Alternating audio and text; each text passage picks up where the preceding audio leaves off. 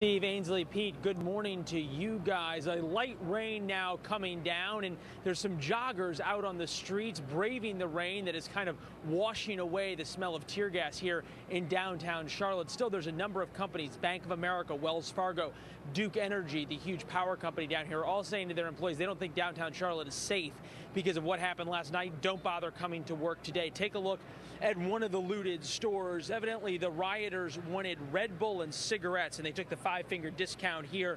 During those riots, 4 police officers injured, and now the cavalry is coming in, the National Guard coming in to try and restore order. We've also seen the North Carolina Highway Patrol and state troopers on the streets as well, with very different rules of engagement than what we saw last night from the Charlotte police. And the police really let things get out of hand between about 8 and 9:30 when one person was shot. He's in critical condition. He was actually shot by another protester.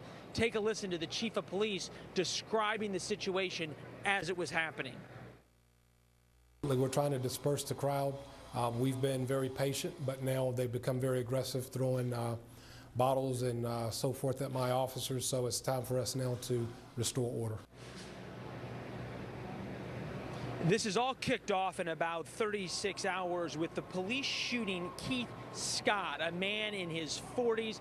He was shot by police. According to his family, Keith Scott just had a book in his hand. According to police and pictures that have been put out there, Keith Scott had a gun in his hand. And since race has become such a big issue in this story, important to note that Officer Brentley Vinson, the officer who shot Keith Scott, is black as well. Protesters, though, out here on the streets are saying that doesn't matter, and then they turn into rioters and they say, essentially, we don't really care who shot who, we just want an excuse to be angry out here. And you really, guys, have to put this into a political context. North Carolina, early voting state, big-time swing state, and now this violence on the streets, and you can imagine the dynamic that's creating both here in Charlotte with the African-American community and then also those outside of this city looking at what's happening here. All right, Leland. Okay. Just know that all white people are devils. And make sure you air that one. Air that. Don't take that All one. white cops are devils and white people. Dr. King? All white cops and all white people are not devils. All black people are not angels. We were remarking on the beauty of that city of Charlotte, and you've got people from every ethnicity who go to church and pray and go to work and go to school. And so their own peace is being disturbed, not by protesters, but by rioters. And there is definitely a difference. And that's why I'm asking that spiritual leaders come forth outside of the 4 walls of the church. Go to church, please go to church. But there are 7 days in a week.